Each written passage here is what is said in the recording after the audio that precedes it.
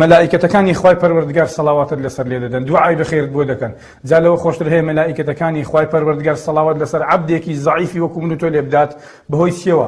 بەهۆی ئەوەی کە تۆ سەردانی ئەو برایە بەڕێزت دەکەی کە نەخۆشە لەسەر جێگا کەوتووە. خۆی لەوانەیە ئەوڕۆ ئەو نەخۆش بێت، دواتر تۆ نەخۆش دەبیەوە، خەڵک دێتەوە سەردانت، کەواتە خۆ هەر نابێ بەدەستاویش بێ دڵێ مادام نەهاتۆ من ناچم، بەڵام کاتێک کە ئەو نەخۆشە تۆ بڕۆ، کە نەهاتوشە تۆ بڕۆ. ئەو فەزڵە لەدەست خۆت مەدا، مەلائیکەتەکانی خوای پەروەردگار صلوات لەسەر تۆ لێ دەدەن. پێغەمبەر صلی الله عليه وسلم دەفەرمێت: ما من مسلم يعود مسلما غدوة إلا صلى عليه 70,000 ملك حتى يمسيه.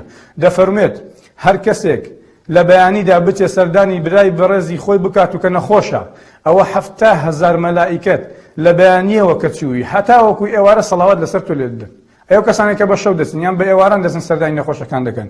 دەفەرمێت: وإن عاده عشية إلا صلى عليه 70,000 ملك حتى يصبح وكان له خليف في الجنة. دەفەرمێت ئەگەر بە شەویش چوو هەتا وەکو بەرەبەیانی، هەتا سبەینێ بەرەبەیانی 70,000 مەلائیکەت سەڵاوات دەدەن لەسەر ئەو عەبدەی کە سەردانی برایەکەی خۆی کردووە. جا فەزڵەکەی چەند زۆرە. پاشان دەفەرمێت لە میوەچنینەوەی بەهەشتیشدایە، کەواتە مژدەیەکی زۆر خۆشە. سەڵاواتی مەلائیکەتەکان شمولت دەکات کاتێک کە تۆ سەردانی برایەکی خۆت دەکەی.